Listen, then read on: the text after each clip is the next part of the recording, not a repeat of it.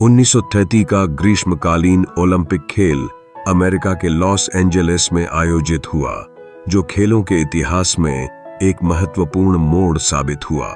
यह खेल वैश्विक आर्थिक मंदी के बीच हुआ था, जिसका प्रभाव प्रतियोगिता पर पड़ा। फिर भी लॉस एंजेलिस ने अपनी मेजबानी का जिम्मा उठाया और इसे सफल बनाने के लिए नई तकनीकों और सुविधाओं का परिचय दिया।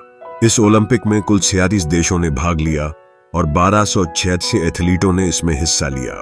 यह खेल प्रतियोगिताओं की संख्या, प्रतिभागियों और देशों की विविधता के मामले में अत्यधिक प्रभावी था।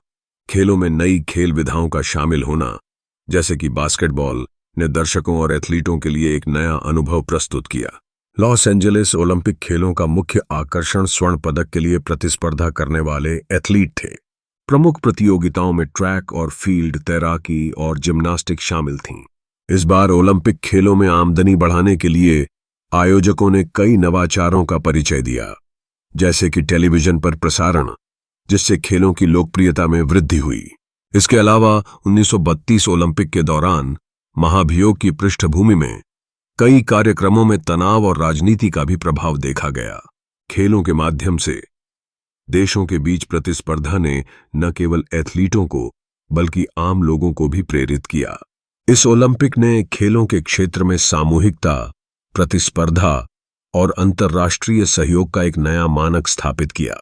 इस खेल के अंतर्गत कई अद्वितीय घटनाएं भी देखने को मिलीं, जैसे कि एक कमरे में एथलीटों का स्थान और प्रतिस्पर्धाओं की मेजबानी की आधुनिक सुविधाएं। यह ओलंपिक खेलों का इतिहास में एक उन्नति का प्रतीक बना और लॉस एंजेलिस ने खेलों के आयोजन में एक नया मानक स्थापित किया। इसके परिणाम स्वरूप 1932 के ग्रीष्मकालीन ओलंपिक खेलों ने खेलों के आयोजन की दिशा में कई सुधारों की सिफारिश की और इसे आगे बढ़ाया। आखिरकार 1932 का ग्रीष्मकालीन ओलंपिक खेल एक महत्वपूर्ण मील का पत्थर साबित हुआ, जिसने आने वाले ओलंपिक खेलों के लिए एक नई परंपरा स्थापित की। यह ओलंपिक न केवल खेलों का आयोजन बल्कि सामाजिक और राजनीतिक पहलुओं के लिए भी महत्वपूर्ण था, जिसने विश्व को एकता और एकजुटता का संदेश दिया।